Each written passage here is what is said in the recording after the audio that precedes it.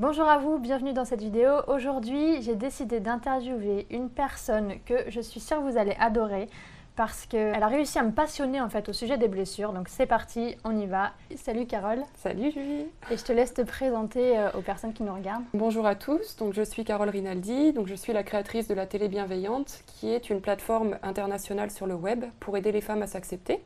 Donc par rapport au poids, par rapport à leurs complexes et en mettant en relation l'approche des blessures émotionnelles avec la morphologie. Parce que je trouve que c'est pas assez fait, on n'en parle pas aujourd'hui assez, on parle beaucoup des régimes, beaucoup de l'alimentation, mais on ne parle pas de l'impact de nos croyances sur notre poids et notre corps. Donc voilà ce que je fais en interviewant des personnes que j'ai rencontrées un petit peu partout dans le monde, des auteurs, des experts sur ce sujet-là. Le but étant, exprime ta rayonnance, quel que soit ton poids, quel que soit ton âge. Super. Voilà.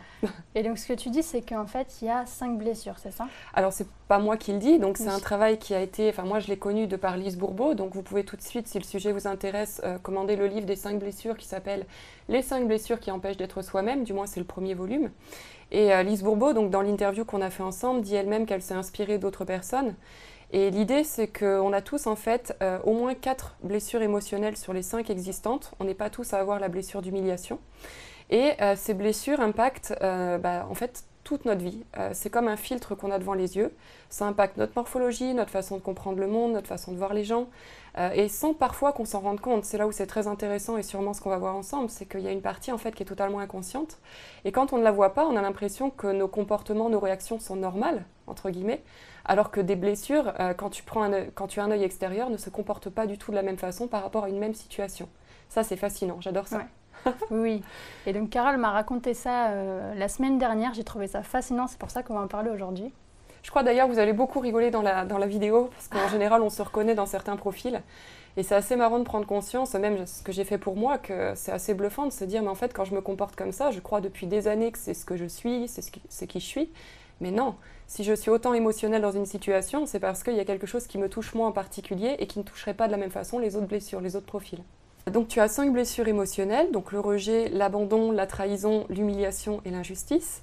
Comme je disais tout à l'heure, on n'est pas tous à avoir la blessure d'humiliation, mais on a au moins les 4 autres et on est tous un mix de ces blessures-là. C'est là où on est tous, il ne faut pas mettre les gens dans les cases, en fait on est tous une composition de ces 4 blessures à des degrés différents. Par contre, comment on travaille avec, c'est que vous en avez toujours une ou deux qui sont prédominantes. Et ces 2 blessures-là prédominantes gèrent notre façon de voir la vie, gèrent nos relations aux autres et nous rendent particulièrement émotionnels par rapport à certaines situations qui vont venir nous titiller en fait. Je peux te donner un exemple. Par exemple, la semaine dernière, donc, je te racontais que dans mon entourage, il y a une personne qui a une blessure d'injustice que je connais bien. Et puis on se trouvait donc à un guichet, on faisait la queue comme tout le monde pour attendre notre tour. Et il y a quelqu'un, donc un contrôlant, donc blessure de trahison, on expliquera tout à l'heure comment on les repère, qui s'est imposé, qui a doublé toute la file et qui s'est mis au guichet en ayant l'air de dire je passerai avant vous, quoi. Et ce qui était très drôle, c'est que moi, c'est pas quelque chose qui m'a particulièrement touchée. Mais lui, blessure d'injustice, c'est le truc qui se fait pas. Et je te vois sourire d'ailleurs parce que moi, c'est le truc que je n'aime pas du tout. Voilà, alors c'est en ça qu'il faut expliquer on est plus émotionnel, parce que moi, ça m'a pas particulièrement touchée, ça m'embêtait, mais pas au point, si tu veux, de réagir et de m'opposer à lui. La personne, non, elle a tout de suite, son corps s'est raidi, tu vois, il a commencé, j'ai vu les yeux qui commençaient là comme des pistolets, comme dit Lise Bourbeau, commencer à dire, lui, ça va pas se passer comme ça. Et donc je le voyais en train de mettre en place des stratégies parce que cette situation le dérangeait, que ça se fait pas, c'est irrespectueux, pour lui c'est intolérable. Donc je l'observais et c'est là où je trouvais que c'était très touchant et très drôle parce que pour lui, je pense qu'il réagissait de façon normale, mais moi je voyais clairement qu'il était en réaction par rapport à quelque chose. Même pas nécessairement par rapport à ce qui était en train de se passer, parce que si ça se trouve, cet homme avait besoin de passer devant nous, on n'en savait rien. Lui, il avait interprété déjà la situation comme il nous manque de respect, donc je vais mettre en place une stratégie où je vais dire attendez, non, c'est mon tour. Et ce qui était très drôle, c'est que quand ça a été notre tour, il l'a indiqué, mais en plus quand on est parti, il a indiqué la personne à qui c'était le tour derrière. Oui. Et j'étais morte de rire, si tu veux, tu vois. Ce sont des situations de vie comme ça où on est particulièrement émotionnel alors qu'on a en fait interprété la situation d'une certaine façon. On croit, on a des interprétations par rapport aux faits qui sont en train de se dérouler devant nos yeux, mais on ne les remet pas en question, ces faits. Ils sont directement interprétés par rapport à notre histoire et par rapport à qui on est. Donc une blessure d'injustice va facilement avoir tendance à croire qu'une autre personne cherche à lui manquer de respect, c'est ça? Pas nécessairement, mais dans cette situation-là, c'était le cas. Elle a tout de suite interprété le fait que cette personne double tout le monde comme étant un manque de respect. Ouais. Bon, on va faire le point déjà. Donc commençons par la blessure d'abandon. Quels sont les critères de... Qu'est-ce qui fait qu'une personne a en priorité, voilà, numéro 1, la blessure d'abandon? Numéro 1. Yes. Alors, en fait, les blessures, tu les repères, ça je ne l'ai pas dit, de deux façons. La morphologie de la personne, donc je vais y venir pour la blessure d'abandon, et comme je le disais tout à l'heure, les situations, les réactions émotionnelles que tu peux avoir dans la vie de tous les jours. Si on parle purement de la morphologie, la blessure d'abandon, c'est un corps qui manque de tonicité. C'est des gens qui sont particulièrement lents dans leur démarche, qui peuvent avoir les épaules qui sont voûtées, tu sais, un peu le corps penché vers l'avant. Ce sont des personnes aussi, souvent, on voit leur corps qui est relativement harmonieux, puis les bras qui tombent, on les sent un peu empotés avec leurs bras. Je ne sais pas si tu as déjà vu ça, des gens très grands, et puis ils ont leurs bras comme ça, qui ne savent pas trop quoi en faire. C'est un corps qui manque de tonus également, donc la peau qui manque de tonus. En fait, la blessure d'abandon a la croyance principale qu'il ne peut pas faire les choses tout seul, qu'il n'est pas capable. Et donc son corps lui indique de la même façon, son corps se comporte en cohérence avec sa croyance, à savoir qu'il manque de soutien. Et alors du coup, la personne qui a cette blessure-là, ça va être quoi ses réactions de manière générale en fait? Mais comme elle a la croyance principale qu'elle n'est pas capable, son but dans la vie, son but principal, c'est surtout de ne pas être abandonnée. Mais ce qui est très intéressant, c'est qu'on... Donc elle est sûre qu'elle n'est pas capable, enfin elle pense vraiment profondément qu'elle n'est pas capable. Elle pense qu'elle n'est pas capable et qu'elle a besoin de soutien pour réussir dans sa vie. Pour elle, c'est trop effrayant de se retrouver seule, la solitude lui fait très peur. Et c'est également très effrayant de revivre, alors c'est ce que j'allais expliquer, non pas un abandon, mais la perception d'un abandon.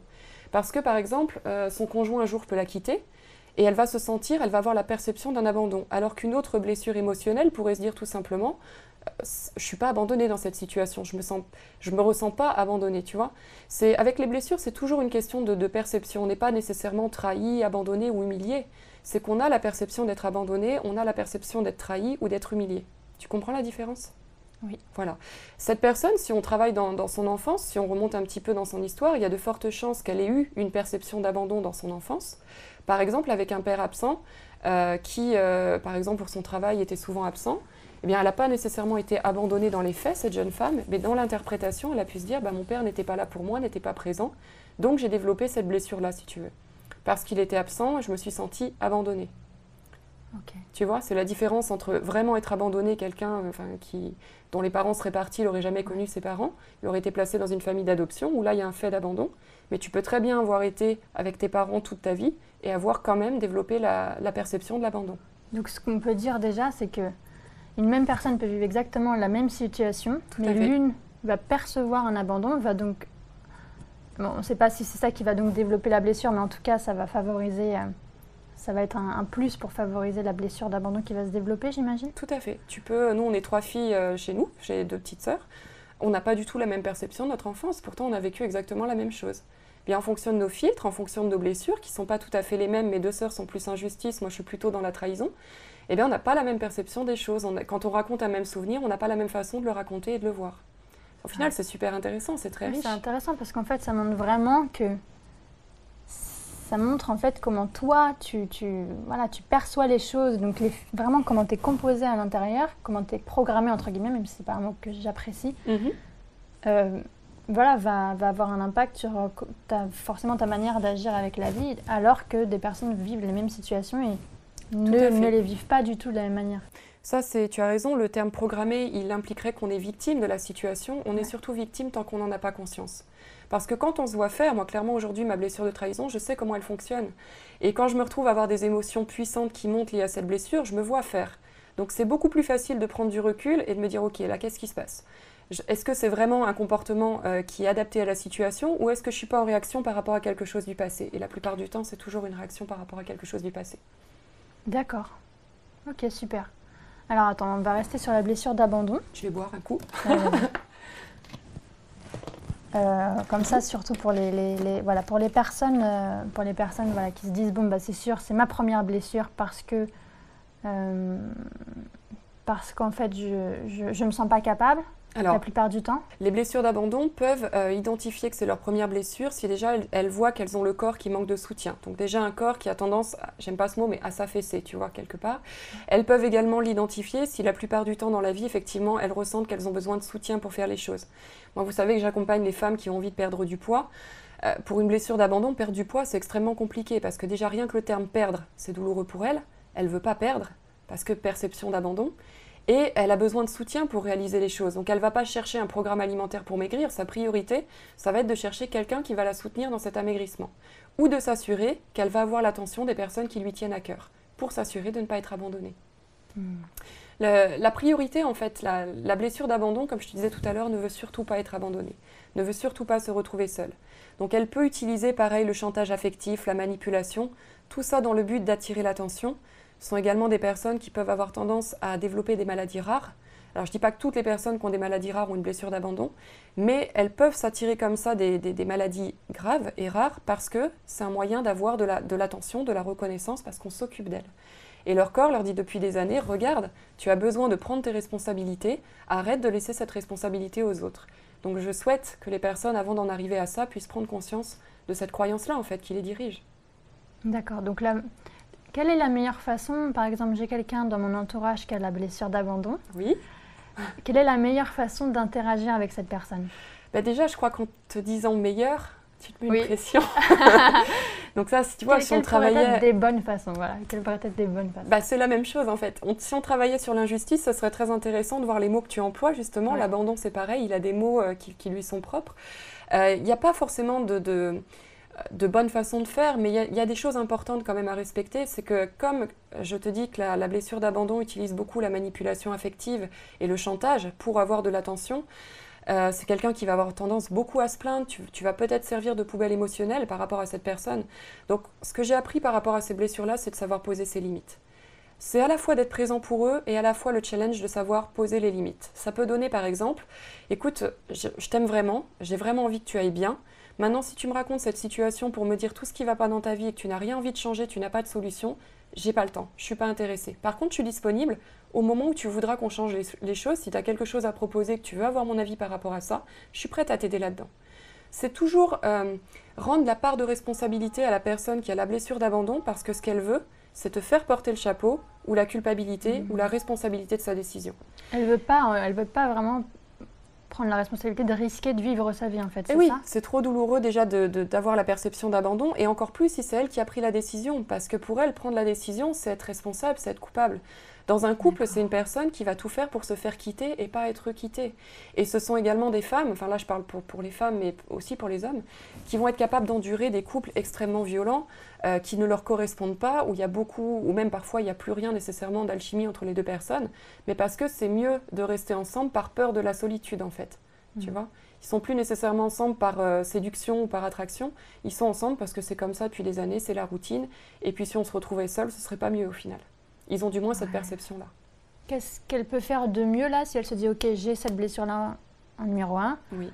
Le mieux que j'ai à faire, c'est petit à petit prendre ma part de responsabilité un peu plus et prendre soin de moi. Je dirais que tu as raison, prendre soin de soi, et je dirais que c'est s'observer dans un premier temps, parce qu'il ne faut pas oublier que c'est inconscient.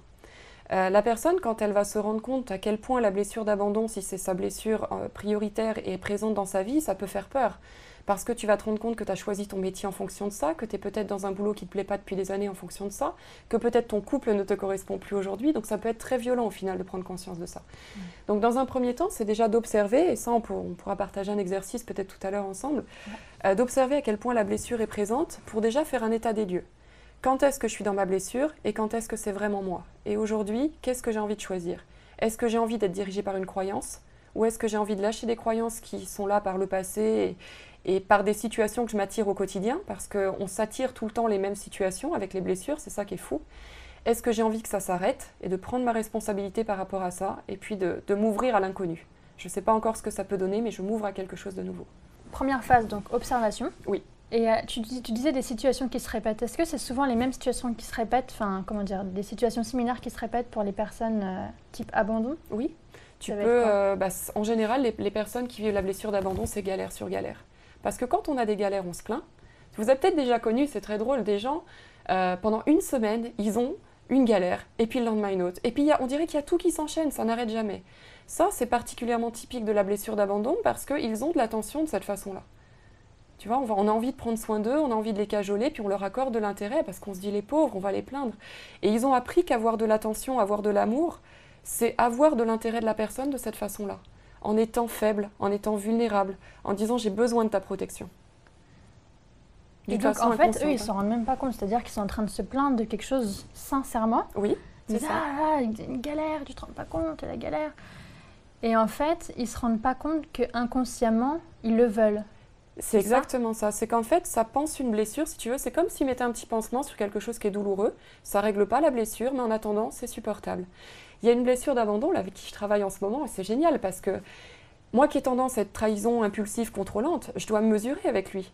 Parce que si j'arrive avec mon caractère en disant « bon, il faut que ça bouge tout ça », il va être en résistance vis-à-vis de moi. Alors que si j'arrive en lui disant « merci pour ce que tu fais », mais sincèrement, hein, là il n'est pas question de manipuler les gens. « Merci pour ce que tu fais, je reconnais ton travail, il faut que je parle doucement, il faut que je valorise tout ce qu'il a fait jusqu'à aujourd'hui, il faut que je valorise ses compétences. Dans la soirée, il m'a fait le travail. » On va déjà s'arrêter là pour abandon, sauf si tu penses qu'il y a d'autres choses super importantes à dire. Ça me paraît déjà bien, et puis on partagera l'exercice peut-être à la fin de toutes les blessures pour les personnes qui regardent la vidéo, comme ça vous permet de vous identifier à la fin de savoir quoi faire avec. Je suis lancée là, Julie. Ouais, non, mais c'est génial, c'est super intéressant, Donc la blessure d'abandon. Ok, après on a, vas-y, quelle blessure tu veux faire ensuite? Elles ne sont pas nécessairement dans l'ordre, mais parlons de l'injustice. Si, alors, important, ça vous le verrez dans le livre de Lise Bourbeau, je ne le détaille pas. Suivant si on est une femme et un homme, les différentes blessures, on les développe par rapport soit aux hommes, soit aux femmes. En général, l'abandon pour une femme, abandon-trahison, c'est par rapport aux hommes qu'on la développe. Injustice, c'est-à-dire que par exemple, je vais plus exprimer ma blessure d'abandon ou de trahison en couple. Ou par rapport aux hommes dans mon travail. Par rapport au sexe opposé. Voilà, par rapport au sexe opposé. Tu vois, c'est plus dans une situation de vie qui va me déranger. Je vais plus exprimer l'abandon et la trahison quand il va s'agir des hommes. Et plus le rejet, l'injustice quand il va s'agir des femmes. Pour les hommes, c'est l'inverse. Ok. Donc ça, c'est décrit dans le livre de Lise Bourbeau. Je vous inviterai, si ça vous intéresse, à l'approfondir. Blessure suivante sur laquelle tu... Peut-être on parlait de l'injustice. Comme ça, vous comprendrez peut-être mieux. Parce que c'est ma première blessure, apparemment. Voilà. Alors l'injustice, comment on la reconnaît donc, par rapport au corps? Ce sont des femmes ou des hommes qui ont tendance à avoir un corps qui est très harmonieux, donc un corps qui n'a pas nécessairement de poids à certains endroits localisés du corps, donc un corps qui est plutôt tonique, musclé. Ce sont des gens qui vont avoir comme caractère la tendance à la perfection. Ils sont perfectionnistes, ils aiment l'excellence, ils aiment la performance, ils aiment les meilleurs choix possibles. Et donc on les reconnaît par rapport à leur droiture. Ce sont des gens qui sont très droits. Ils peuvent avoir d'ailleurs des tensions dans le corps au niveau du dos, au niveau des membres liées à cette droiture. Et ils sont très souvent en réaction par rapport aux notions de bien et de mal. Chez eux, c'est soit tout noir, soit tout blanc, il n'y a pas de gris. C'est rien, c'est tout rien, c'est tout ou rien, j'allais dire. C'est pas au milieu. Il faut que ce soit comme ça ou comme ça. Ce sont des gens qui sont très exigeants, mais déjà exigeants avec eux-mêmes. Ouais. C'est que forcément, c'est difficile de leur demander d'être plus tolérants et plus doux avec les autres si déjà ils n'apprennent pas à être plus tolérants et plus doux envers eux-mêmes. Parce qu'ils sont très durs, déjà ils sont très exigeants avec leur propre personne. Oui, c'est vrai. C'est vrai. Maintenant, je me rends compte qu'on peut du coup vraiment avancer sur ça. Parce que par exemple, pour ce qui est du bien ou du mal, comme c'est une notion qui m'a vraiment intéressée beaucoup, je me suis posé 1000 questions, j'ai beaucoup étudié. Donc aujourd'hui, je catalogue plus comme ça, forcément, puisque j'ai mis des heures à essayer d'aller au-delà de cette vision. Donc ça me prouve en tout cas que c'est vrai qu'on peut il a besoin de preuves, l'injustice. Ça me prouve, tu vois. Moi j'ai beaucoup besoin de preuves. Ouais. J'écoute notamment l'émission là sur RMC, RTL pardon, Julien Courbet, et il me fait marrer parce que je le connais pas directement, mais à chaque fois dès qu'il y a une injustice, il est au créneau. Et c'est une certitude. Et d'ailleurs, quoi de mieux qu'une personne qui a une blessure d'injustice, qui s'entoure d'avocats, de maîtres qui sont très calés sur la loi pour aider les gens à se défendre par rapport à leur situation de vie. Il est pile poil à sa bonne place. Il y a également, un exemple qui m'a fait beaucoup marrer récemment avec la blessure d'injustice. On travaillait avec une petite personne qui avait peur, si tu veux, de son responsable. Enfin, une petite jeune fille, c'est pour ça que je dis une petite personne, elle est toute jeune.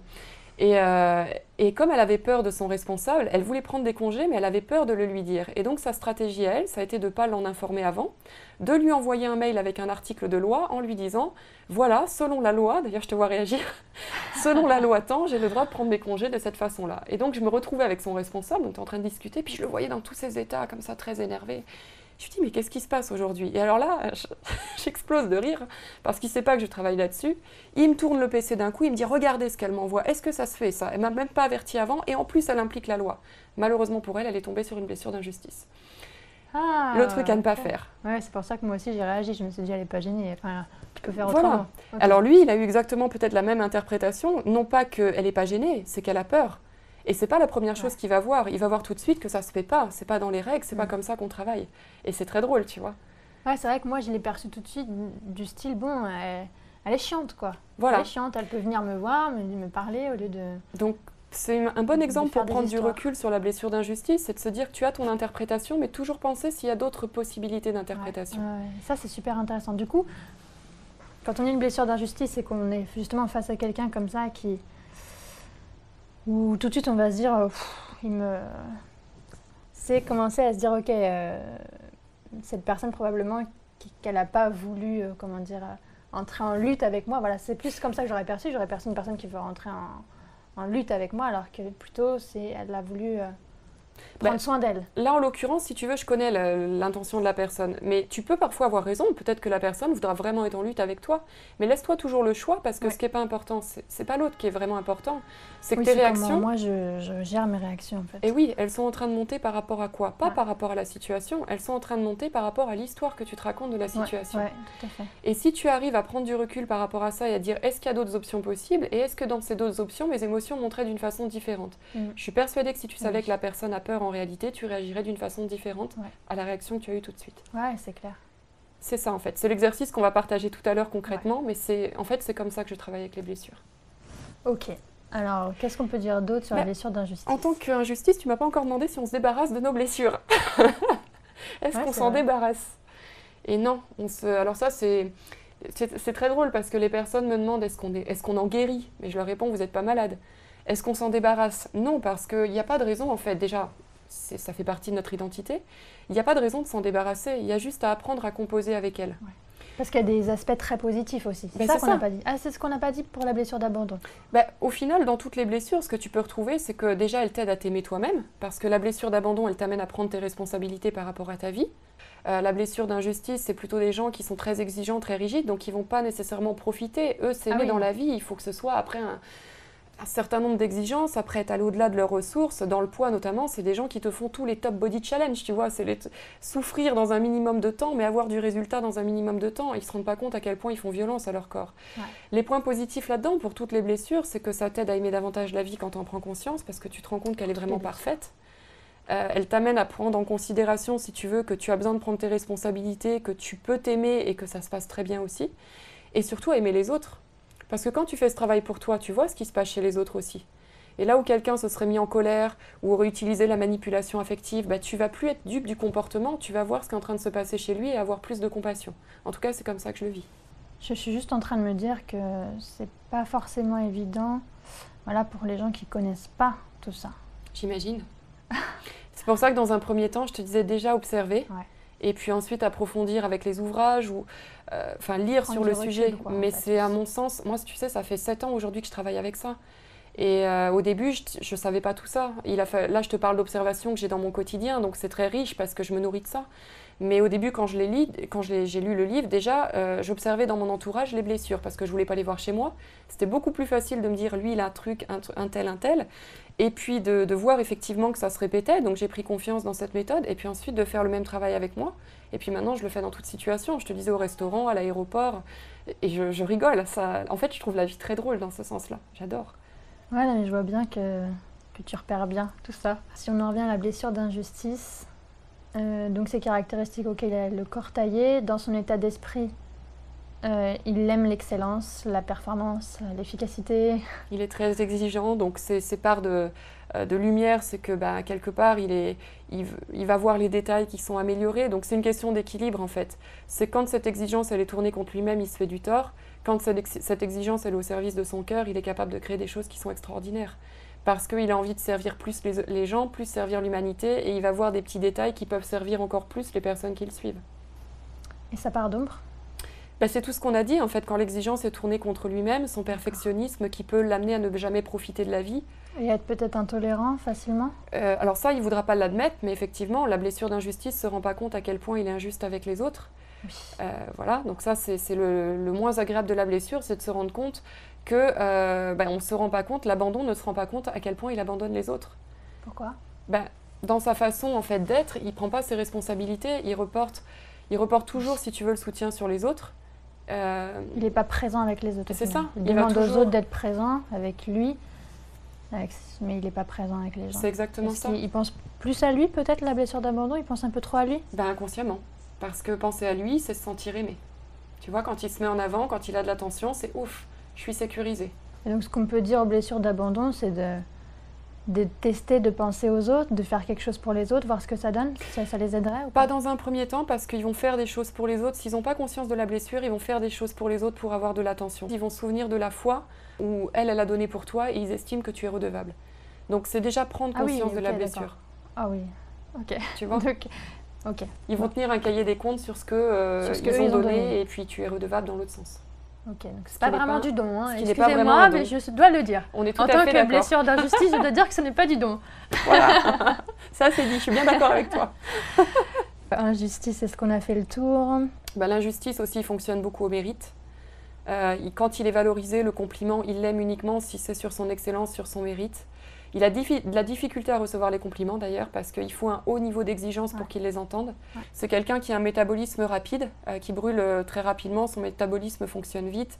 Voilà, c'est quelqu'un qui a tendance à user plus vite son métabolisme aussi, qui vieillit plus vite parce que il est tout le temps en train d'aller au bout de ses ressources. Ouais, il utilise trop en fait il le sollicite trop, tout à fait. Son système nerveux, je ne sais pas si c'est les bons mots, mais en tout cas... Son métabolisme en tout cas, oui. Ouais, tout à fait. C'est comme si tu étais tout le temps sur l'accélérateur en fait. Oui, c'est ça.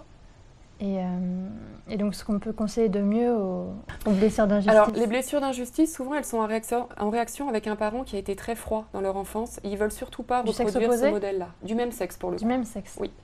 Et ils ne veulent surtout pas reproduire ce modèle-là. Donc, je ne sais pas, je ne l'ai pas observé si c'est le cas pour toutes les blessures d'injustice, mais encore une fois, d'un premier temps, observer. Donc, se rendre compte à quel point c'est présent. Et peut-être s'ouvrir un peu plus à recevoir en disant juste merci. Accepter de recevoir. Accepter de recevoir, sans que ce soit après de multiples exigences. Quand quelqu'un a envie en fait de faire plaisir, c'est de prendre conscience qu'en disant merci, tu fais aussi un cadeau à l'autre. Et ça va lui faire plaisir à la blessure d'injustice de savoir qu'il peut servir quelqu'un. Que quand il dit merci, c'est pas uniquement pour lui, c'est qu'il fait un cadeau à l'autre parce que l'autre a peut-être envie d'être gentil avec toi tout simplement. Ça va l'amener à plus profiter de la vie. Et puis comme tu disais, toi tu l'as fait admirablement bien, travailler sur les notions de bien et de mal. Parce qu'au final, on sait toutes les deux que tout est équilibré et que les notions de bien et de mal, au final, elles sont dépendantes de nos croyances. Ouais. Et ça me parle, le fait d'accepter de recevoir. Et en tout cas, ça m'aide aussi parce que, par exemple, la semaine dernière, Carole, elle m'a fait un très beau cadeau. Et tu vois, n'empêche que ça reste dans un coin de ma tête de me dire, faut que... Voilà, j'ai envie... ça reste dans un coin de ma tête, tu vois. Je te remercie encore. Et... Tu vois pas en quoi tu l'as mérité. Ouais, je me dis, elle a quand même mis des ressources pour ça, tu vois, c'est gentil. On pourrait parler des cadeaux que tu m'as fait, tu veux qu'on en parle bien sûr. Voilà. Tu vois, tu vas avoir plus facilement tendance à culpabiliser, entre guillemets, sur ce qu'on t'offre, mais tu vas pas voir ce que tu donnes. Et ça, c'est la conversation qu'on a eue aussi la semaine dernière. Je te disais, vois à quel point davantage tu donnes et mets de la valeur là-dessus. Parce que tu es extrêmement généreuse. De donner, c'est facile et donc, pour toi aussi, j'imagine que... C'est pas tant que donner, c'est facile, c'est qu'à mon sens, ça fait donner... du bien aussi. Bien sûr, mais pour la blessure d'injustice, donner, c'est valable quand il y a une certaine valeur à ce don, tu vois. C'est tout dans la performance. Un petit sourire, quelque chose, il ne va pas nécessairement le prendre en compte parce qu'il va se dire, quand je donne, il faut que ce soit un truc grandiose, si tu veux. C'est déjà apprendre à valoriser, te rendre compte de tout ce que tu donnes au quotidien, oui, c'est vrai. De voir que tu es une personne qui a du mérite, qui a de la valeur, et puis de casser ces notions de bien et de mal. C'est vrai que pour vous partager mon expérience, je voyais pas avant tout ce que je donnais, ces petits trucs, tu sais, juste la présence, écouter, avoir envie simplement que la personne se sente bien, tu vois, des détails comme ça, je le voyais pas. Et lors d'un séminaire, je l'ai dépassé, ça m'a fait beaucoup de bien, j'ai été du coup plus libre et plus douce avec moi après ça. Et Il y a aussi un côté qui est moins plaisant, c'est de se rendre compte à quel point on est injuste. Ouais. Ça aussi, ça aide. Ça aide à l'humilité notamment. Ouais. Parce qu'on se dit, on comprend mieux quand une autre blessure, par exemple le contrôlant quand il trahit, on va mieux comprendre qu'il ne le fait peut-être pas volontairement, que c'est douloureux pour lui, parce que c'est une des choses les plus douloureuses. L'injustice, c'est pareil, c'est très difficile pour lui de se rendre compte qu'il est injuste. Donc la blessure d'injustice, ok, je pense qu'on a fait à peu près le tour. Après, on a... Quelle blessure tu veux prendre? Disons le contrôlant, la blessure de trahison. Donc la blessure de trahison. Oui. que tu appelles finalement quelqu'un qui contrôle beaucoup? Alors, c'est la caractéristique de la blessure de trahison. Donc déjà, ce sont pour les hommes, des hommes qui sont très carrés du haut du corps. Donc, quand on les voit en général à la salle de sport, plus ils sont carrés au niveau du haut du corps, plus ils sont musclés, plus ils sont contrôlants. Pour une femme, ça se voit au niveau des hanches, fesses, cuisses. Donc, c'est un corps qui est relativement harmonieux, qui ne prend pas nécessairement du poids au niveau du haut du corps. Par contre, quand la femme est amenée à prendre du poids, c'est surtout autour des hanches, du bassin et des cuisses. Dans son caractère, il est très impulsif, il a besoin, en fait, il n'aime pas ses failles, il n'aime pas être vulnérable. Et comme du coup, il est totalement dans la résistance au fait d'être faible et vulnérable, il développe des stratégies de contrôle. Il aime avoir le contrôle sur les autres parce qu'il faut que les autres lui fassent confiance. C'est quelqu'un qui aime être admiré, c'est quelqu'un qui aime qu'on se repose sur lui. Sauf que c'est quelqu'un qui est très client au burn-out parce qu'il ne se rend pas compte qu'à force de tout contrôler, il prive certains de leurs responsabilités, il s'en met beaucoup sur le dos et il se retrouve avec plein d'engagements qu'il ne peut pas tenir. C'est quelqu'un qui aime les engagements, c'est quelqu'un qui aime la confiance, qui aime la responsabilité, tu vois, il faut qu'il soit fort, le contrôlant. Et c'est quelqu'un, voilà, en caractéristique principale, qui ne veut pas se montrer faible et encore moins en public. Un contrôlant, si jamais vous avez un jour un conflit avec lui, vous êtes en réaction avec une personne, vous voyez, qui est très développée au niveau du haut du corps pour un homme ou qui a des hanches, fesses, cuisses très développées pour une femme, toujours le prendre à part si vous avez un compte à régler avec lui, jamais en public, vous vous faites un ennemi à vie. La critique, la susceptibilité, les remarques vont agresser autant l'injustice que le contrôlant, la trahison, mais ils ne vont pas répondre de la même façon. Tu vois, l'injustice, quand on lui fait une critique, une remarque, il n'est pas correct, il n'est pas bon. Donc là, il est pleinement dans sa blessure d'injustice, il se raidit, il a les yeux d'un coup, là, c'est comme une façade, la personne se ferme, et quand elle va te répondre, elle va être très sèche dans ses propos, tu vois, elle va te casser comme ça. Le contrôlant, c'est très différent. Quand il va se sentir agressé, surtout si c'est en public, il va te rentrer dedans. Il est très agressif, il est très impulsif, et comme il a été touché là où il ne faut pas, il faut tout de suite qu'il montre qu'il a le dessus sur la personne d'en face, pour qu'on s'assure autour que les gens qui font confiance ne vont pas douter de lui. Le contrôlant ne veut pas qu'on doute de lui. D'accord. Tu vois, il n'accepte pas. Toujours ne pas lui faire sentir que c'est pas quelqu'un de responsable, de pas confiant, parce qu'alors là, pour le coup, il va pas t'entendre, il va tout de suite se fermer et réagir de façon impulsive. Le contrôlant, tu vois qu'il réagit, qu'il est dans sa blessure quand il est agressif. Donc, il faut le rassurer pour commencer, en utilisant... S'il est pleinement dans sa blessure, si tu l'as touché, dans un premier temps, c'est dire « Ok, c'est pas le moment qu'on en parle aujourd'hui, je te propose qu'on y réfléchisse, on en reparle un autre moment, pour qu'il se calme, pour que tu vois ce que tu as aussi déclenché chez lui, où est-ce que tu as touché. » Parce qu'il est dans sa vulnérabilité. Et effectivement, au quotidien, c'est quelqu'un, pour un homme, c'est un homme qui, on a besoin de lui dire qu'il est fort, qu'il est notre homme, qu'on admire sa puissance. Tu vois, et tous les hommes ont besoin de ça quelque part. Tu vois, tous les hommes ont quelque part une partie contrôlante. C'est l'énergie masculine aussi. Mais il y a un certain degré, en fait, c'est quand ce n'est pas équilibré. Quand tout est équilibré, ça va. Pour la personne, c'est bénéfique. Quand c'est trop, c'est la blessure narcissique aussi au final, tu vois. C'est le besoin tout le temps d'être valorisé, d'être mis en avant. C'est quelqu'un qui va tout le temps parler de lui. Et donc, si cette personne-là, par exemple, est dans une période de sa vie où elle ne se dépasse pas, elle s'oublie, et qu'elle est entourée de gens voilà, qui sont performants, oui. Elle va être désagréable. Il va se sentir agressé. Parce que lui, le contrôlant, il est déjà rarement dans cet état d'esprit. C'est en général, c'est plutôt quelqu'un qui serait abandon et trahison mélangés. Parce que le contrôlant, lui, c'est toujours, il se dépasse, se challenge, mais pas pour la réussite de l'injustice, pour qu'il ait le contrôle sur les autres et qu'il s'assure qu'on lui fasse confiance. Il a besoin de faire sentir qu'il est fort et qu'il est responsable. Tu vois la différence ? Oui. L'injustice, c'est correct, être parfait. Le contrôlant, c'est plutôt être fort et ne pas montrer que je suis vulnérable. J'ai pas de faille. Donc le contrôlant a peur de sa vulnérabilité. Tout à fait. Il est très rarement en contact avec ses émotions parce que ça lui fait mal et ça lui fait peur. Et c'est quelqu'un qui a souffert en général dans son rapport aux hommes ou dans son rapport aux femmes pour les hommes, notamment au moment du complexe d'Oedipe. Mais tu vois, par exemple, on parlait des situations de vie qui se répètent, ça peut être un conjoint un homme qui va s'attirer sans arrêt des femmes qui sont infidèles, ou l'inverse.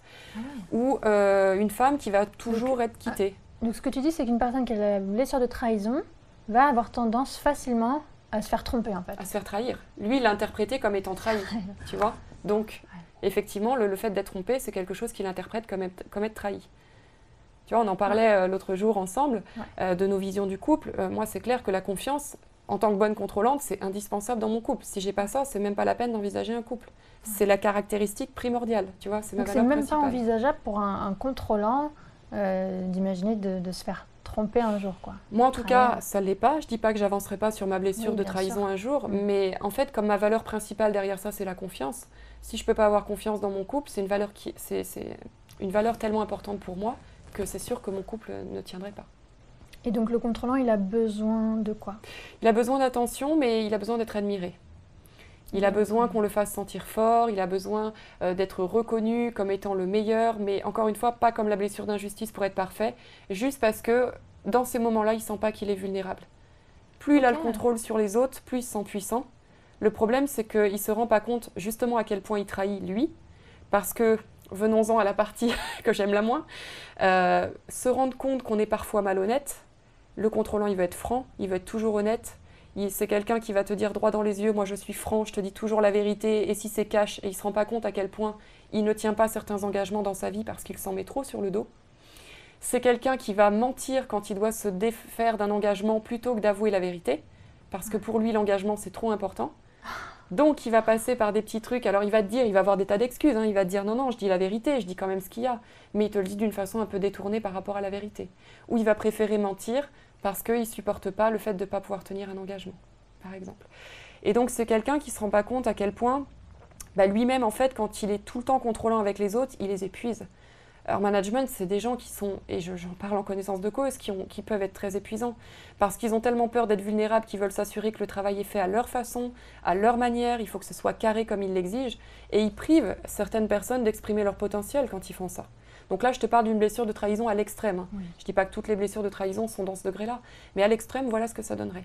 Non, parce que je me suis reconnue dans certains critères. Oui, on a les cas de blessures à des degrés différents, et on ne les exprime pas en fonction de si c'est un homme ou une femme de la même façon, en fonction de si on est dans la vie personnelle ou dans la vie professionnelle.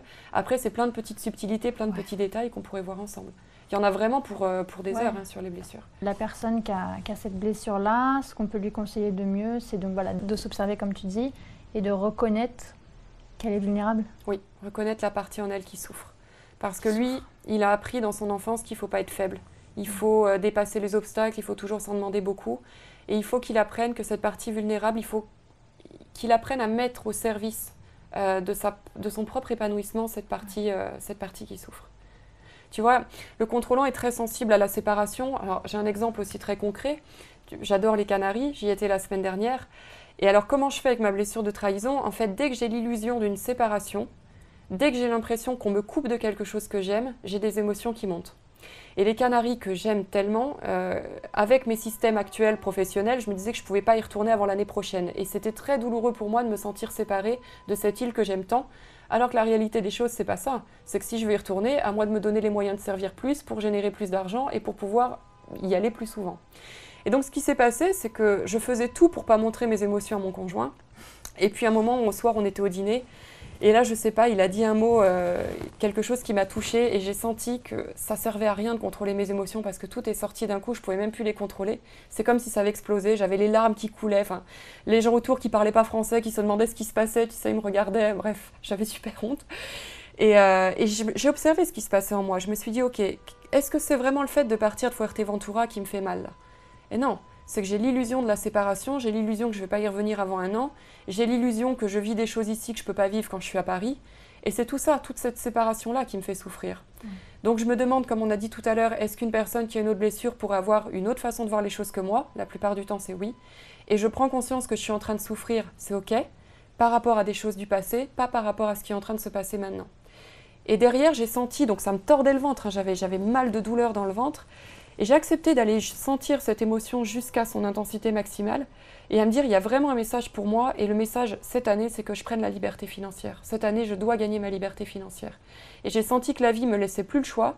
Elle me disait, c'est vraiment ce qui est important pour toi aujourd'hui, parce que c'est ce qui va t'aider à avoir moins l'illusion de la séparation dans ta vie. Parce que clairement, si j'ai les moyens demain de retourner à Fuerteventura 3 mois dans l'année, ou je ne vais plus vivre avec la même intensité les émotions que j'ai vécues en partant la semaine dernière. Tu vois? J'ai une question qui me vient là. Est-ce que tu penses que c'est pas aussi le fait que, voilà, à Fuerteventura, tu étais dans une certaine façon d'être? Oui. Que finalement, tu allais t'interdire d'être dans cette façon d'être-là avec toi de retour Bien ici? sûr, j'allais me séparer de cette façon d'être-là. Donc est-ce que tu penses pas que c'est une priorité d'être séparé d'une facette de toi-même? Si, je pense complètement, parce que je vois que cette facette-là, elle existe. Elle est bienveillante, elle me fait du bien. Et je suis dans l'illusion que si je pars de cet endroit, je vais être séparée de cette partie de moi. C'est une illusion, c'est une perception, on est bien d'accord. Oui, bien sûr. Parce que comme tu me l'as dit, très bien, tu peux retrouver le calme, tu peux retrouver exactement les mêmes choses à Paris d'une façon différente, mais ça n'empêche que si ça me nourrit et si ça me tient tellement à cœur, c'est ma responsabilité de me dire comment je nourris cette valeur-là davantage, comment je fais en sorte d'y aller plus souvent, parce que ça nourrit mieux mes clients, ça sert mieux mon énergie, et je suis mieux au quotidien, je suis mieux dans la vie. Le contrôlant a aussi la croyance dans la vie que la vie est dangereuse. Ça a été une de mes croyances principales. Il a peur de vivre, tout comme l'abandon, parce qu'abandon, trahison, c'est lié, c'est souvent ensemble. Et en fait, tu prends conscience, plus tu avances sur tes blessures, plus tu te rends compte que la vie t'amène exactement les challenges dont tu as besoin, plus au final, tu te rassures dans le fait que la vie, elle ne te veut pas de mal. La vie, elle veut t'amener, autant dans le soutien, et ça vous l'enseignez très bien avec David, que dans le challenge, à devenir la meilleure version de toi-même, du moins qui tu as besoin de devenir. Et moi, j'ai trouvé la paix vraiment avec la vie dans cette idée-là. Parce que j'ai plus peur quand il y a un challenge ou quelque chose qui me rend vulnérable qui m'arrive. Je sais qu'elle tape sur ma blessure de contrôlant, que c'est intense pour moi parce que ça tape au bon endroit, et donc j'ai les ressources en moi. J'ai les ressources d'y arriver, mais ça sert à rien de me mettre en mode bulldozer.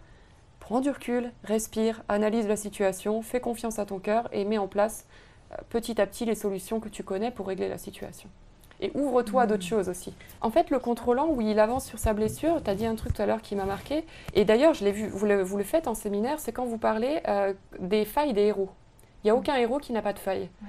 Et en fait, le contrôlant devient puissant du moment où il comprend il peut être puissant dans sa vulnérabilité. Bah, c'est clair. Mais ça, il le conçoit pas. Pour lui, c'est inexistant. Parce que de toute façon, je vais vous dire, les contrôlants, vous êtes impuissants avec votre rejet de l'impuissance. Exactement. C'est clair. Mais il faut le vivre. Lui, il le comprend avec le mental. Ouais. Moi, vous me l'avez fait vivre en séminaire, j'ai eu cette chance-là. C'est ce qui s'est passé quand vous m'avez fait travailler ma peur des hommes devant 150 personnes et que je me suis retrouvée, mais comme jamais, vulnérable. Et que je suis descendue de scène, je disais à David, j'avais même honte du regard des gens. Mais ce qui s'est passé, ça a été très intense. Ça a été le moment où je me suis dit, j'étais tellement vulnérable, je m'étais tellement montrée comme j'étais, et même devant des gens que je ne connaissais pas, que j'ai accepté ce jour-là, j'ai vraiment ressenti en moi, mais au final, si je suis aimée pour ce que je suis, et rejetée pour ce que je suis, c'est parfait. Et là, il y a une guérison qui s'est opérée ce jour-là. Mais ça m'a demandé d'aller au bout de ma vulnérabilité. Ouais. Et d'avoir quelqu'un qui m'a accompagnée là-dedans. D'oser la toucher pendant suffisamment longtemps. Qu'on m'indique que c'était là, parce que je ne voulais pas y aller. Ouais, d'accord. Je voulais pas. Et en plus, si ça peut aider, on est tous, comment dire, bah voilà, on est tous vulnérables. On a tous. Donc, je pense que parfois les personnes qui ont la blessure de trahison, se disent non, il faut que je montre que moi je suis forte. Mais en fait, on le sait tous. Si on réfléchit un peu, on sait tous qu'on est tous, qu'on a tous plein de défauts a priori. Enfin, tu vois ce que je veux dire, qu'on a tous des choses qu'on pourrait critiquer, qu'on n'est pas parfait, quoi. Sauf que lui, en fait, il a grandi certainement avec des parents qui lui ont dit que avoir de la faiblesse, c'est pas bien. Donc il est dans la notion de bien et de mal par rapport à sa faiblesse. Et en fait, que ce soit bien ou pas, on l'a en fait. Mais oui. Donc, c'est pas la question. Et puis elle peut nous rendre très puissants. C'est ça qu'il y a à vivre, c'est génial. Carrément. Bon, super. D'autres choses à dire? Non, je pense qu'on est bon sur la blessure de trahison. Maintenant, on peut voir la blessure du rejet. Oui. Alors, la blessure du rejet par rapport au corps, c'est des gens qui sont souvent très maigres. Un corps qui a tendance à disparaître parce que leur croyance principale, c'est qu'ils n'ont pas de valeur, ils ne veulent pas prendre de place. Et donc, souvent des personnes qui vont tendre vers l'anorexie, mais dans des degrés intenses de la blessure de rejet. Parce qu'il faut savoir qu'on l'a tous, ne serait-ce du fait quand on vient au monde qu'on a besoin des autres pour exister. Ouais. Et puis on l'a tous tout simplement en tant qu'être humain, mais elle peut être visible en fait sur certaines parties du corps qu'on a plutôt osseuses ou saillantes. Et pour des personnes vraiment qui sont concernées par cette blessure, comme je te disais, vraiment un corps qui est très maigre et qui ne peut pas prendre de poids là pour le coup. Donc la croyance principale, c'est j'ai pas de valeur, je ne vaux rien. Ce sont des gens qui se sentent très déconnectés de la vie ici, ils sont tout le temps dans la lune, ils sont souvent, mais parfois ils s'inventent également une autre réalité, si tu veux, pour fuir justement. Leur caractéristique principale, c'est qu'ils fuient. Là, il n'est même pas question de prendre leurs responsabilités, c'est que c'est beaucoup trop douloureux pour eux déjà de prendre la responsabilité, déjà d'être en vie. Donc, dans un premier temps, c'est peut-être de travailler sur les fondations, ce qui leur a donné la vie, qu'ils puissent mettre de la valeur sur leur histoire avec leur maman, avec leur père, sur les personnes qui leur ont donné la vie. La vie n'a pas de valeur pour eux, c'est extrêmement compliqué à travailler cette blessure-là. Et là, c'est plutôt en général le travail des psychiatres, des psychologues, de les aider sur des degrés d'intensité importants. Il n'y en a pas tant que ça qui ont cette blessure en premier, si? Très prononcée, je te dis souvent les blessures les personnes qui sont anorexiques, Ce sont des personnes qui peuvent aller jusqu'à la tentative de suicide parce qu'ils ne voient pas le sens de leur vie. Et ce sont des personnes qui peuvent justement aller au bout de leur acte, là pour le coup, parce qu'ils sont vraiment convaincus qu'ils n'ont pas de valeur et que leur vie est insignifiante. C'est des personnes aussi qui vont prendre le moins de place possible, j'imagine, voilà. Qui vont avoir tendance à être en assis comme ça, je pense. Voilà, tout à fait, qui sont très recroquevillés sur eux-mêmes. Et d'ailleurs, c'est très drôle en conférence. Tu peux animer, par exemple, en petits groupes, on va dire une quinzaine de personnes, et puis à la fin, il y a une personne qui va venir te parler, tu ne l'avais pas remarqué dans l'audience. Ouais. Ça, c'est caractéristique souvent d'une personne qui a une personne qui a la blessure de rejet. Quand elle est assise, elle a souvent les jambes, tu sais, croisées, donc les pieds croisés, les mains comme ça, très recroquevillée sur elle-même. Donc, à gros niveau, c'est une personne qui est très maigre, en fait. Qui ne peut pas prendre de poids, en tout cas. Et à plus petit niveau, tu me disais que c'est une personne où on va voir qu'elle a des petits poignets, les os qui sortent. Voilà, par exemple, si tu regardes le poignet, bon, je ne sais pas si on verra bien, mais tu vois, j'ai un poignet qui est particulièrement fragile et saillant. Mes épaules, pareil. Si tu regardes mes épaules, on sent très facilement, j'ai pas de chair, en fait. Tout le monde a la blessure de rejet, quelque part. Mais là où c'est trouver l'équilibre, c'est repousser la peur du rejet. Au final, ça ne fait pas de mal pour devenir qui on a besoin de devenir, parce que petit à petit, quand tu as peur des autres, quand tu as peur de la critique, du rejet, tu vas te priver d'exprimer certaines parties de toi, parce que parfois on n'a même pas agi, qu'on a déjà peur de ce que les gens vont penser, et on se prive d'exister au final. On se prive d'une partie de nous qui ne demande qu'à être révélée. On se prive de son authenticité. Donc cette blessure-là, si tu veux, moi je travaille moins avec elle, parce que bien sûr j'accompagne les femmes qui sont complexées par rapport à leur corps, et la blessure de rejet ne prend pas de poids. Mais en gros, on l'a tous, et ce que je conseillerais à ces personnes, c'est d'observer à quel point elles rejettent elles-mêmes, parce qu'elles vont dire qu'elles sont rejetées, mais elles ne se rendent pas compte à quel point elles-mêmes peuvent rejeter dans leur vie, et que c'est normal de le faire, et puis de mettre de la valeur sur leur vie, sur leur existence. Et la part de lumière de cette blessure-là ? La part de lumière, je pense que ce sont des personnes qui sont capables d'une grande authenticité. Et donc leur part d'ombre ? Leur part d'ombre, c'est qu'ils n'ont pas d'intérêt pour la vie. Tu vois, ils vont nourrir le fait que leur vie n'a pas de valeur, que leur sens, ils sont inexistants, insignifiants. Ils sont beaucoup en réaction, du coup, avec le sexe, le parent du même sexe. Donc, éviter les relations conflictuelles. Si c'est une fille, ça va être par rapport à la mère, notamment. Donc, c'est une maman qui a elle-même une blessure de rejet, la fille qui a aussi la blessure de rejet.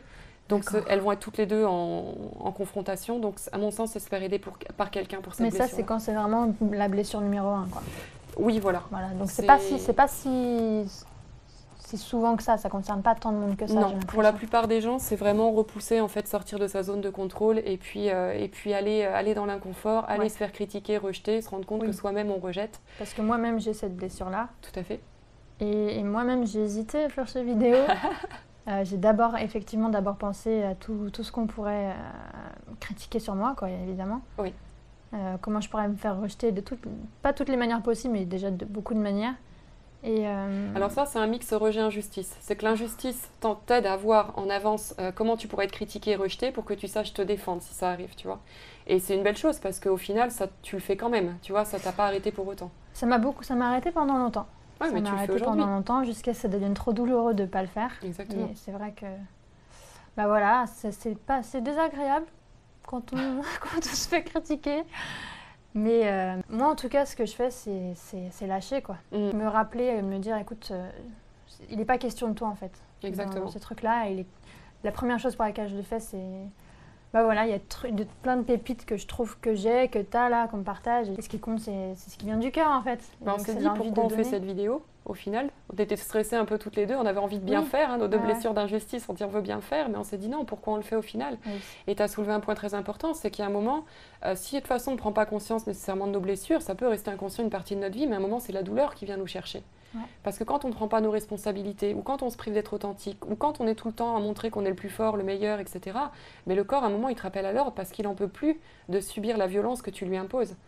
Et donc là, tu vas t'attirer soit un burn-out, soit une maladie, donc ce que je ne souhaite pas, mais par là, la douleur va te ramener clairement à aller voir ton authenticité et à faire le point, le bilan là-dessus.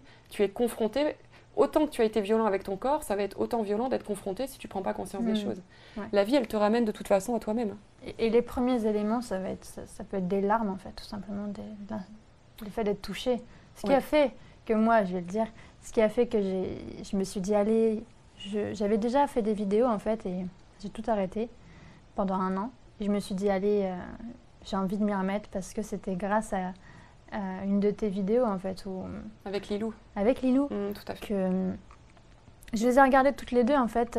Et là, l'émotion revient un peu, mais j'ai eu les larmes. Voilà, j'ai eu les larmes aux yeux qui me sont montées parce que ça me renvoyait juste en fait à un besoin que j'avais de moi aussi donner, tout simplement. Voilà, j'ai besoin. Et que je ne m'autorisais pas à faire par peur, premièrement par peur de ne pas être parfaite, et que les gens le sachent, et d'être rejetée, d'être critiquée, etc. après.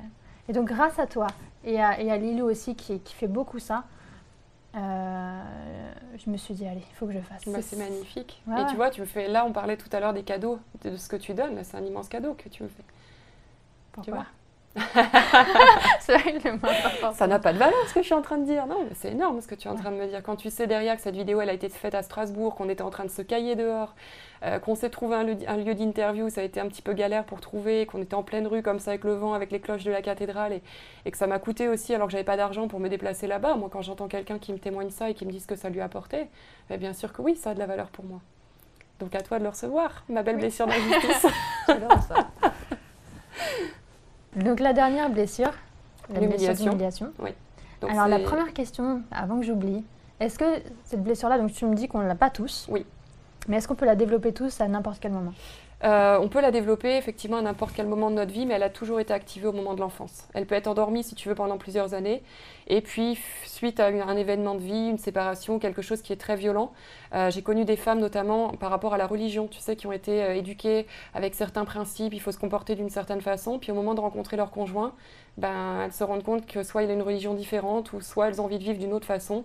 Et le corps peut se mettre à prendre du poids d'une façon fulgurante parce qu'elles sont en réaction avec tout ce qu'on leur a indiqué d'être digne. La blessure d'humiliation, sa croyance principale, c'est « je suis indigne ». Je suis quelqu'un de mauvais. J'ai connu des femmes également suite à un avortement qui ont vu cette blessure-là se réveiller. Encore plus quand elles ont une éducation religieuse, tu vois. Il y a énormément de culpabilité derrière ça et c'est la blessure, à mon sens, la plus dure à reconnaître parce qu'une personne qui a honte, c'est une des émotions qu'on refoule le plus. Donc la personne n'a pas envie de voir qu'elle a honte, tu vois. Elle n'a pas envie de le sentir, c'est extrêmement douloureux.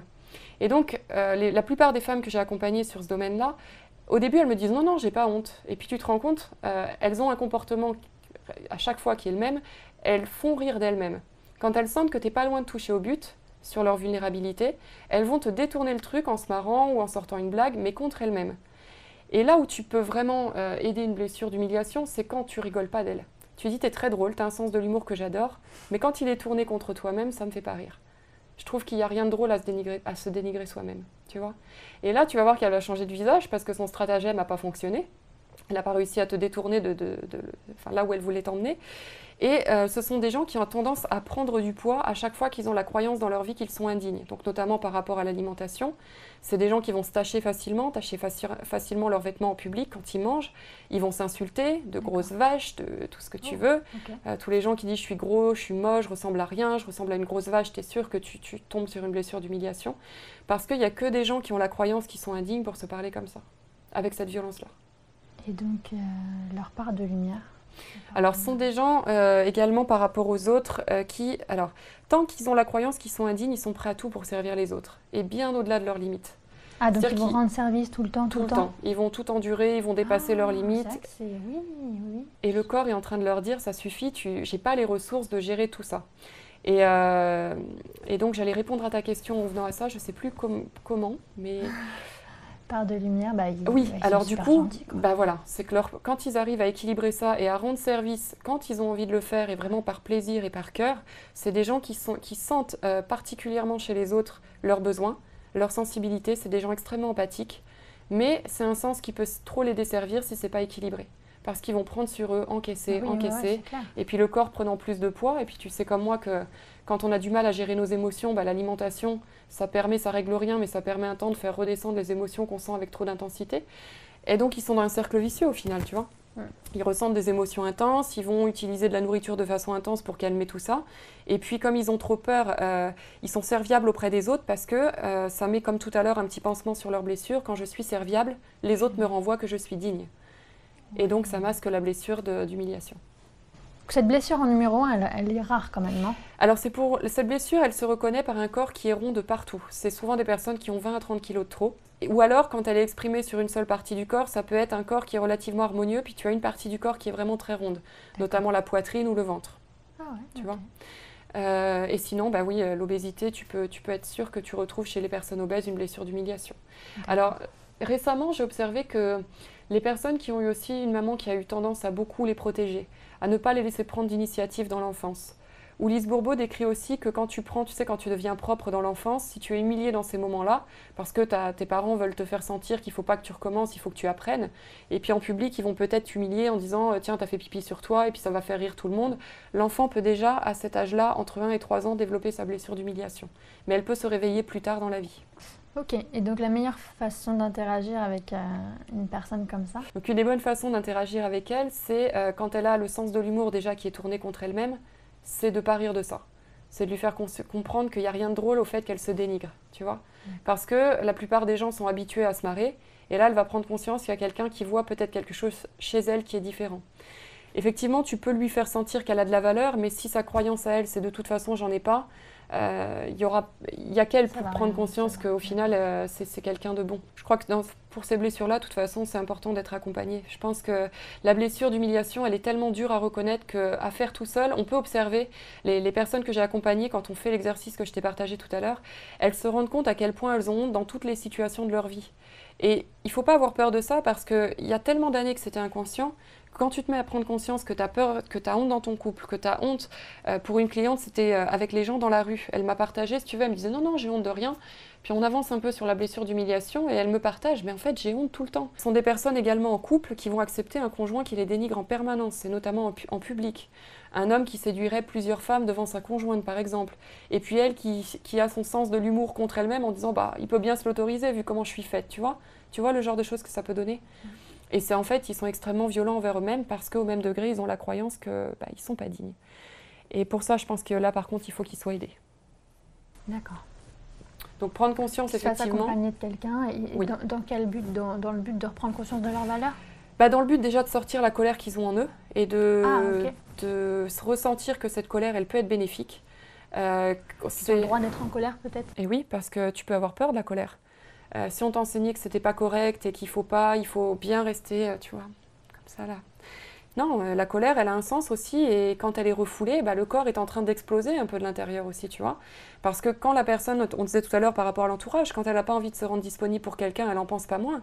Mais sa croyance d'être indigne la pousse tellement à aller vers l'autre et lui rendre service, mais au fond d'elle, elle n'a pas du tout envie de faire ça. Au fond d'elle, elle sait très bien qu'elle devrait respecter ses besoins et qu'elle n'est pas dans la situation optimale de prendre soin de l'autre actuellement, tu vois.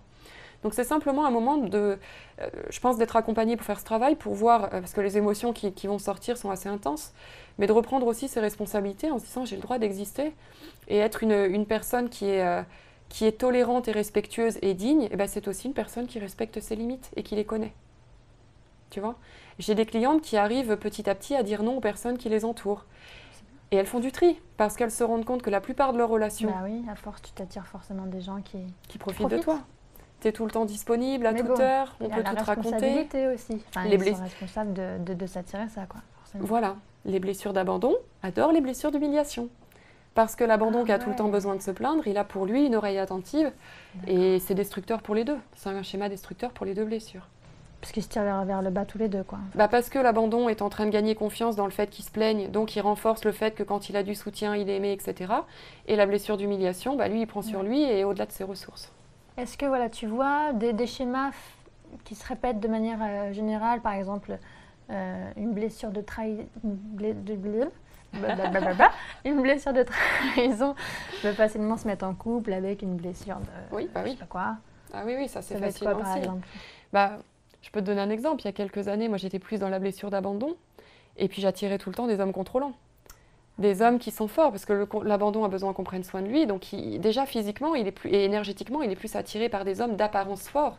Donc abandon, c'est quelqu'un qui est de bien en chair? Non, l'abandon, c'est le corps qui manque de soutien.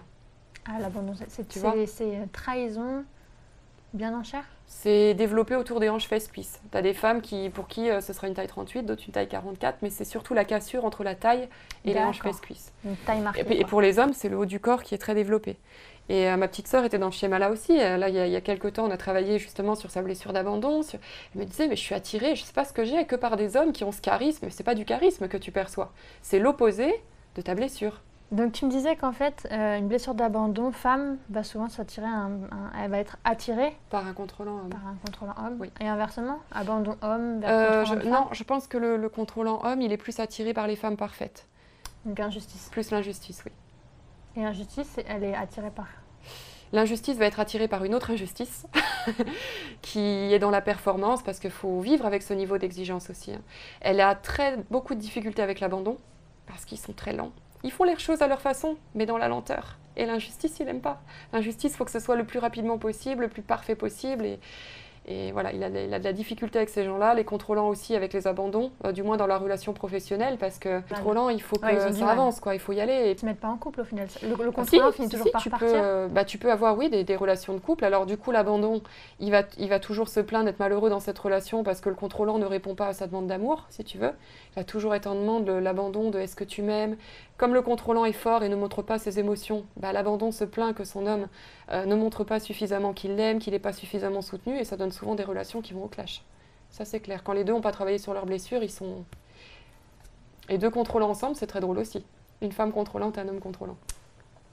Ah ouais, pourquoi? Parce qu'ils veulent chacun être le mieux, quoi. Ben voilà, le plus fort. Il y a beaucoup de séduction entre eux, donc c'est en général une relation assez sulfureuse, mais c'est deux êtres qui cherchent à avoir le dessus toujours l'un sur l'autre, tu vois. Et justement, la blessure de trahison, elle est activée chez les deux parce que tu sais qu'il y a les questions d'honnêteté, de franchise, d'engagement envers l'autre, et ça va très souvent au clash parce que ce sont deux personnalités très jalouses. Il faut qu'il soit admiré, il faut qu'il soit le seul de la vie de l'autre, il faut qu'il soit le centre de l'attention de la vie de l'autre, dans des blessures de contrôlant poussées. Oui. Moi, je rigole souvent en voiture, tu sais, je suis dans la voiture, je regarde dans le rétro, puis je vois deux contrôlants en train de s'engueuler, c'est très rigolo. Parce que je sais pas ce qu'ils se disent, mais je vois comment ils réagissent, ils s'entendent pas. Ils voient pas, en fait, que tous les deux, ils s'aiment. C'est ça qui est beau derrière les blessures, c'est qu'en fait, ce sont des gens qui disent je t'aime et à qui tu dis je t'aime aussi, mais on n'a pas la bonne façon, on l'entend pas en fait. Et c'est comme deux murs en fait, tu sais, c'est une conversation de sourds, c'est pour ça qu'avec les contrôlants, je te disais tout à l'heure, quand vous êtes piqué, c'est pas le moment d'en parler, on en reparlera une prochaine fois, on va digérer déjà ce qui s'est passé pour faire redescendre les émotions et comprendre, mais il faut que l'autre personne dans ton couple ait aussi envie de prendre sa part de responsabilité, sinon ça ne peut pas fonctionner. Ah, c'est tellement intéressant, on pourrait en parler des heures. Ah, mais moi, je suis lancée. Pareil, on peut parler, je te disais, en négociation, avec des partenaires. Moi, je sais exactement quand je m'adresse en négociation avec un partenaire d'affaires, si j'ai un contrôlant face à moi ou si j'ai une blessure d'injustice ou un mix des deux. S'il est plus contrôlant, plus abandon, je ne me comporte pas de la même façon avec lui. Alors, on pourrait dire que c'est de la manipulation, et je pense que quelque part, c'en est. Mais quand c'est au service, en fait, de ce qui tient à cœur et que vous créez des choses ensemble qui servent l'humanité... Oui, non, mais voilà. c'est clair. Alors, l'exercice que je voulais partager, peut-être pour finir... c'est que pour observer les blessures, en fait, ce qui est intéressant, c'est, on parlait tout à l'heure des faits. Donc, pour les repérer, quand tu as une situation conflictuelle, donc une situation conflictuelle, c'est là où vous allez sentir des émotions dites négatives monter, notamment tristesse, peur, colère, qui sont plus des ressentis au final dans la vie de tous les jours. Quand ça monte d'une façon puissante, c'est de noter sur un petit cahier les faits. Les faits, c'est pas « mon conjoint est un gros con ». Les faits, c'est « mon conjoint a dit telle chose, on était dans la cuisine, il a dit telle chose, j'ai réagi de telle façon ». C'est vraiment purement s'en tenir à ce qui s'est passé. Et c'est pas « mon conjoint m'a fait du mal ». Ça, c'est la deuxième chose. Voilà, c'est d'abord les faits concrets. Voilà. En fait, tu dis ce que tu as vu, ce que tu as entendu, point quoi. T'es neutre. La deuxième chose, c'est ton interprétation des faits. Et là, tu as dit un truc très intéressant, c'est que les blessures d'abandon, qu'est-ce qu'ils vont faire? Ils vont décrire les faits en se positionnant en victime. Ils vont dire « mon conjoint m'a fait souffrir ». Donc je vous conseille le plus possible, quand vous êtes dans l'interprétation des faits, de ne pas utiliser des émotions qui vous mettent en dépendance de l'autre. J'ai été rabaissée, comme tu disais, il m'a fait souffrir. J'ai ressenti, tac, tac, tac, tac. Et surtout repérer les mots ou les phrases qui vous ont fait mal. Parce que... ces mots, ils ont un sens. On parlait tout à l'heure du perfectionnisme, de la blessure d'injustice. Il est très sensible à la médiocrité, par exemple. Ah ouais. À la critique. Ça, c'est des mots qui lui font mal. Chaque blessure a ses mots qui lui sont propres, tu vois. Donc, c'est d'observer, en fait, les situations et de savoir exactement dans la situation quel est le mot ou quel est le comportement, quelqu'un qui vous a tourné le dos ou une parole ou le ton de la voix, qu'est-ce qui exactement a déclenché ce pic d'émotion chez vous. Et quand vous avez ça face à vous, c'est de vous dire, ok, les émotions que je ressens, qu'est-ce que c'est ? De la colère, de la peur, du rejet, etc. est-ce que c'est déclenché par les faits ou est-ce que c'est déclenché par l'histoire que je me raconte à propos des faits? Bien souvent, tu te rends compte que c'est l'histoire que tu te racontes. Ouais.